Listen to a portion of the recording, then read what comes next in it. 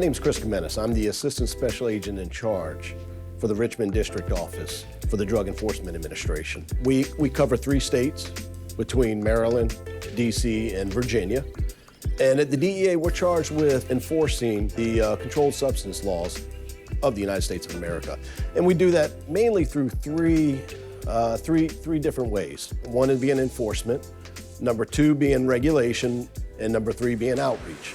I am Chef Romaine, and I work for Bon Secours. I am one of the healthy community liaisons here at the Sarah Garland Jones. I've been in the cooking industry for over 25 years. Well, I left the hotel restaurant industry so I could work in community, and found out like a lot of our kids don't know how to cook. Just to help people to learn how to cook and cook on a budget so they can make healthier meals and stuff at home. My name is Marquise Mitchell, and I go to Armstrong High School. I like how they teach us how to cook. I also like how they teach me how to cut, because I didn't know how to cut at first. There's a bunch of stuff I like about it, but they tell us about drugs and stuff, not to use it, not to smoke, and how life is out on the streets and how they is from being a police. I learned a lot of stuff, but he a police officer. He showed us on this little video thing we had to put on our heads. We responded to a call, like a real police call, and I did that. I had it on my head. I knew it was a fun activity that we did. My name's Steve Murphy. I'm a retired special agent with the Drug Enforcement Administration. I've been in law enforcement for 38 years. I spent the last 26 with DEA as an agent. Since that time, I retired in 2013. I've had a little speaking business, and a TV show came out about some of the things that we worked on. And it's kind of given us a platform to come around and talk to people about the dangers of drugs. One of the groups that we tend to work with, when I say we, it's my partner Javier Pena and I, is the DEA Educational Foundation. And that's why I'm in Richmond today. They support these programs that take potentially high-risk kids, maybe preteens, young teenagers, and try to give them an outlet, try to give them an alternative from getting out of class or skipping class and hanging out on the street to maybe getting involved in sports and dance or in a culinary program. And I'll just be honest with you, I like coming to the culinary program because I know we get to eat afterwards. You know what, this is gonna sound a little bit corny, and I don't mean it to, because it's the truth. But who is our future? The kids are our future. I'm an old man now. You know, you're still coming up. You still got a ways to go. But if we don't raise our children and raise them right, they're not gonna know right from wrong. You try to set the example for them. I try to do it. I have 4 children. I have 5 grandchildren. I try to teach them there are consequences for every decision you make, good or bad. I mean, it doesn't matter what decision you make in life, there's a consequence, right? It might be minuscule, but it might be life-changing. So I think that we as adults bear that responsibility to look after the kids, to do, you know, whatever you can. I mean, will these kids listen to me? Some do and some don't, I know. And again, this sounds cliche. If you can reach one kid, well, I feel like that's a success story. Honestly, last time I was here, there was one young lady in the audience that wouldn't even come in the room with me afterwards. When we were cooking dinner and having some fun and getting to know everybody, she refused to even walk in the same room I was in. So obviously I didn't reach her. But there was a young man that came and took some time to talk to him, and he started shadowing me for the rest of the evening. And I haven't talked to him since. I'm hoping maybe he might be here tonight, but I know that Dee Dee remembers him. So today I'm gonna teach the kids how to make omelets. They're gonna make their own turkey sausage and blackened turkey bacon. So it's breakfast, again, it's budget friendly and it's something that they can do at home. Kids are kids. They all have different moods, so I just treat them like they're my kids. One day they like you, next day they don't, but hey, that's a part of life. Of course, the enforcement, you know, the name says it all. We enforce the drug laws, we arrest offenders and drug traffickers. Through the regulation, we regulate all controlled substances, 1 through 4. We try to keep them out of the community except for in places where they're needed, and then of course, the outreach. In 2022, the CDC reports that we had 107,000 souls die due to drug poisonings. That is 300 people a day we are losing to the scourge of fentanyl or some other type of derivative.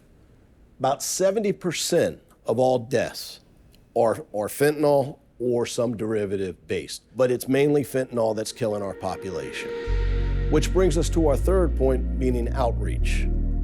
We at the DEA several years ago started Operation Engage, which is a full community-based attempt to discuss and prevent drug poisonings and other overdoses by three things: through prevention, two, fostering conversations about drug overdoses and drugs in general, and three, collaborative efforts with our partners. And in this case, the Richmond PD.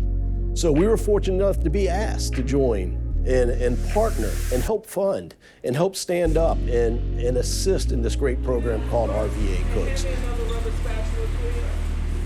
So I'm Captain Daniel Menton. I'm the commander of Community Youth and Intervention Services. You know, there are different programs under my umbrella, but I'm blessed to have RVA Cooks under my umbrella as well. So I've been with the department 25 wonderful years, but I've been in the outreach function of the department probably half of my career now. I've never seen a program like this before. When the idea was brought to my attention, you know, I didn't know a lot about it. I didn't really know what to think. I have to give credit for the program to Dee Dee Anderson and her brother, who's a celebrity chef, Sammy Davis Jr., brought the concept to my idea.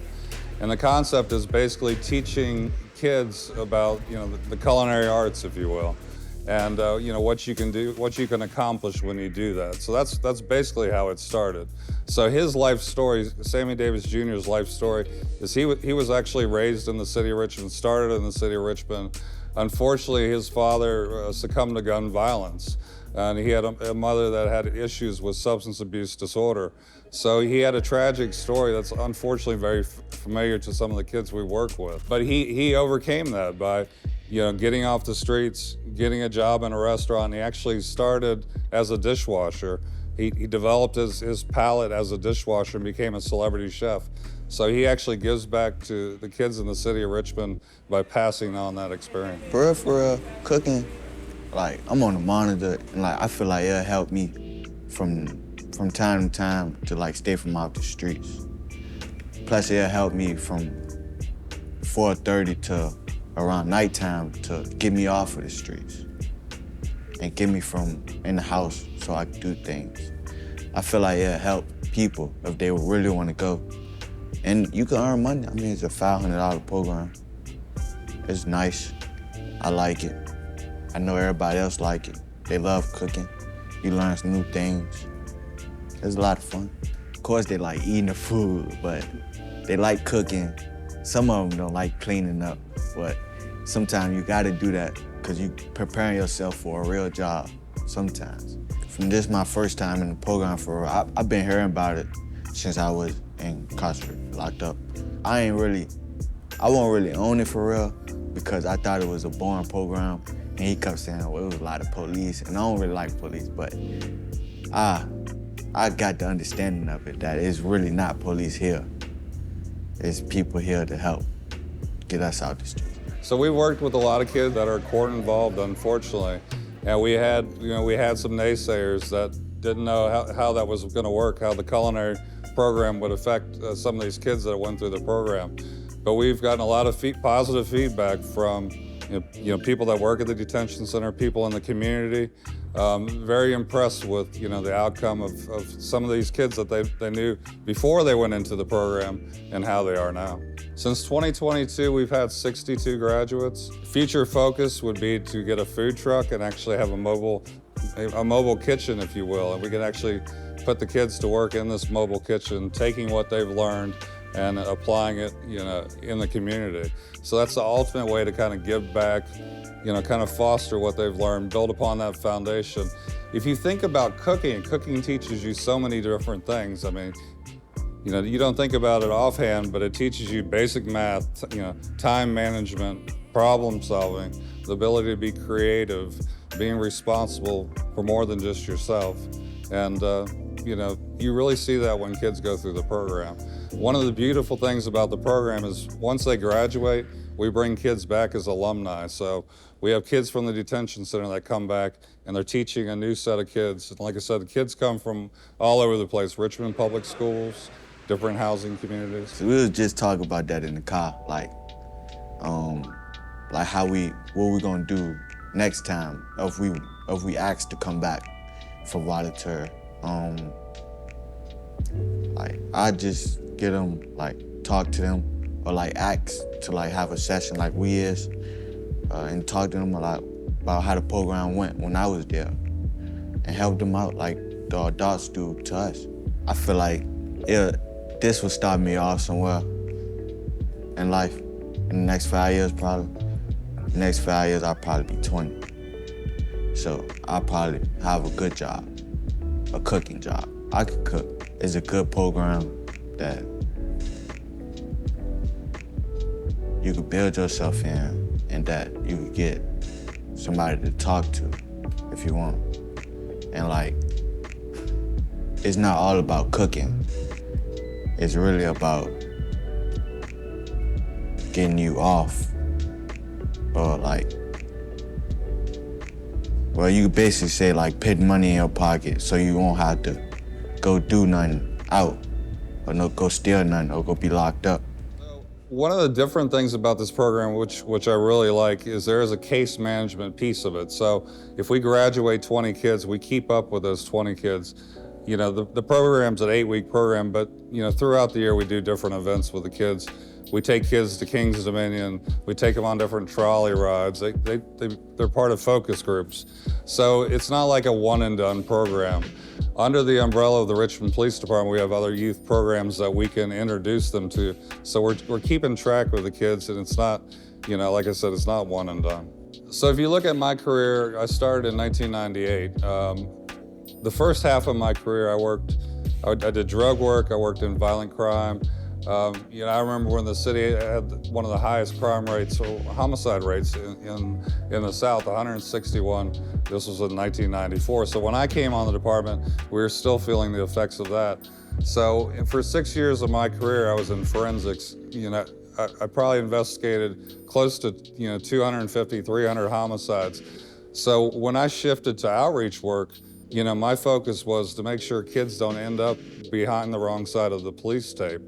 So it's very impactful for me to be a part of the program and see some of these kids that you almost know that if there's not that intervention, there's not that caring adult, could end up on the wrong side of the tape. We're always looking for more kids to get into the program. Dee Dee Anderson, which is our RHA liaison with the police department, runs the program. So people can contact us through Dee Dee Anderson. I have a close relationship with the Richmond Public Schools because I'm also in charge of the school resource officers. So we get referrals that way. But people can certainly just reach out to the police department and contact Dee Dee Anderson.